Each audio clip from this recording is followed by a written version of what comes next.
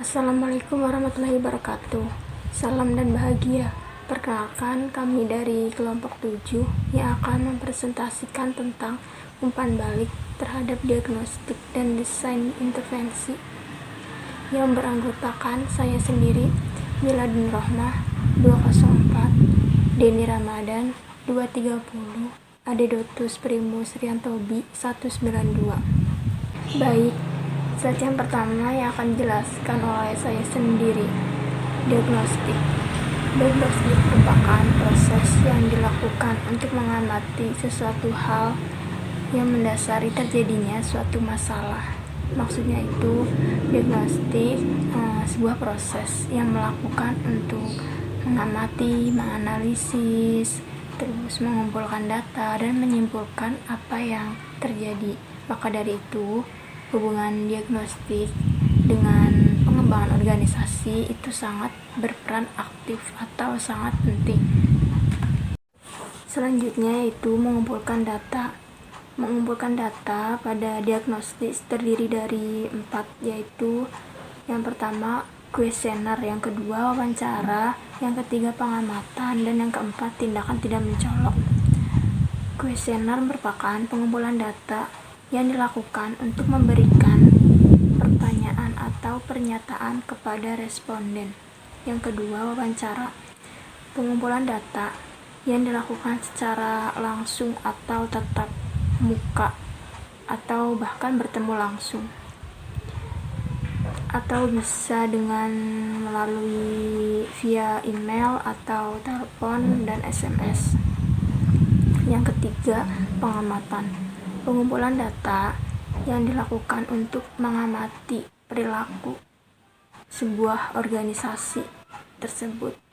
Yang keempat, tindakan tidak mencolok, merupakan pengumpulan data yang biasanya itu mencangkup catatan seperti ketidakhadiran atau keterlambatan. Menganalisis data pada diagnostik terdiri dari 2 analisis. Yang pertama, data kualitatif, yang kedua data kuantitatif.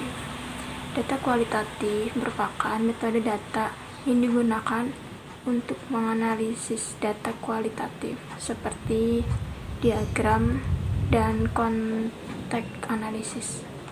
Yang kedua, data kuantitatif merupakan metode data yang digunakan untuk menganalisis sebuah diagnostik kuantitatif seperti MEAN, standar deviasi, terus koefisien korelasi, dan lain-lain. Baik, di sini saya akan melanjutkan presentasi dari teman saya. Sebelumnya, perkenalkan, nama saya Adeodatus Primus Riantobi, NIM 2018-008192. Pada poin ini, ada memberi makan kembali data. Langkah paling penting dalam proses diagnosis adalah memberikan informasi diagnostik kepada organisasi klien. Tujuan utama dari proses umpan balik adalah untuk memastikan bahwa klien benar-benar memiliki data tersebut. Kemudian, ada isi dari umpan balik, ada 9. Yang pertama, relevan. Anggota organisasi biasanya menggunakan data feedback untuk pemecahan masalah. Ketika mereka menemukan informasi, manajer dan karyawan dalam kegiatan pengumpulan data awal dapat meningkatkan relevansi data tersebut. Kemudian, bisa dimengerti. Data harus disampaikan kepada anggota organisasi dalam bentuk yang mudah diinterpretasikan atau mudah dipahami. Yang ketiga, deskriptif. Data feedback perlu dikaitkan dengan perilaku organisasi, sehingga penggunaan contoh dan ilustrasi rinci dapat membantu karyawan merasa lebih baik untuk data tersebut. Kemudian, dapat diverifikasi.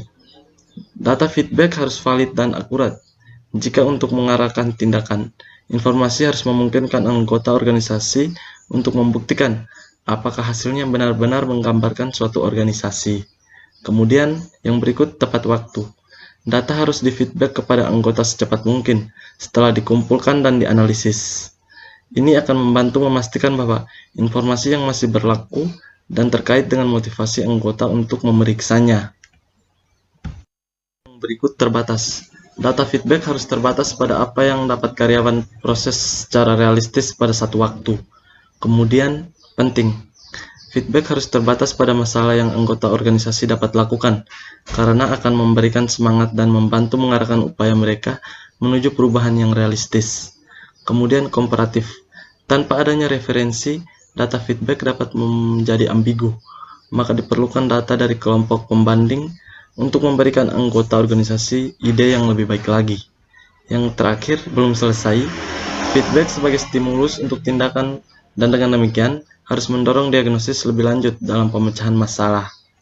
Kemudian yang berikut, proses memberikan umpan balik.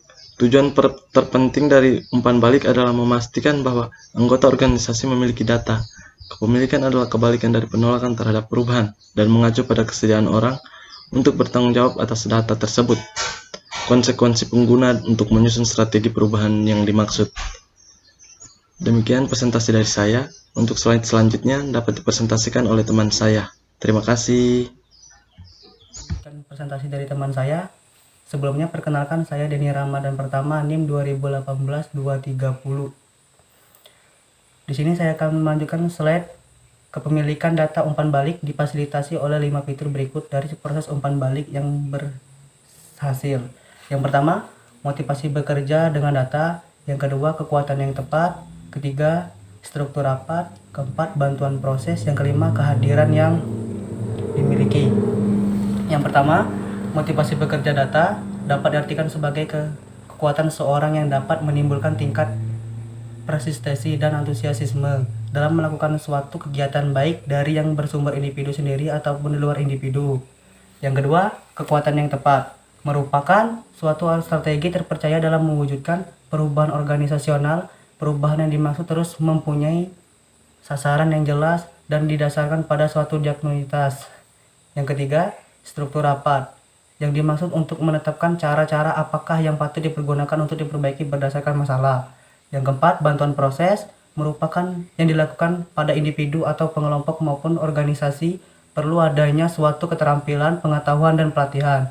Kelima, kehadiran yang sesuai menyediakan forum untuk mendiskusikan data, merelatif kesimpulan yang relevan, dan merencanakan persiapan atau pengertian intervensi yang efektif.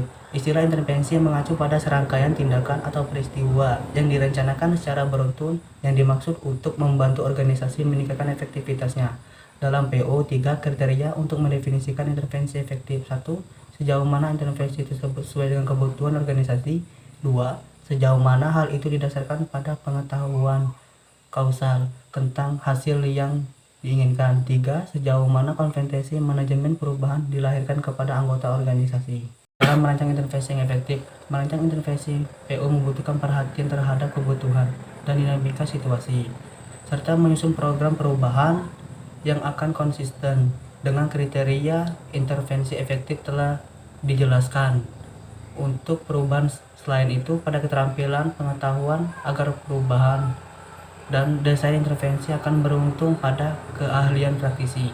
Ada 2 rangkaian kompetensi utama yang dapat mempengaruhi keberhasilan intervensi, yaitu kompetensi terkait dengan perubahan situasi, kedua kompetensi terkait dengan target perubahan.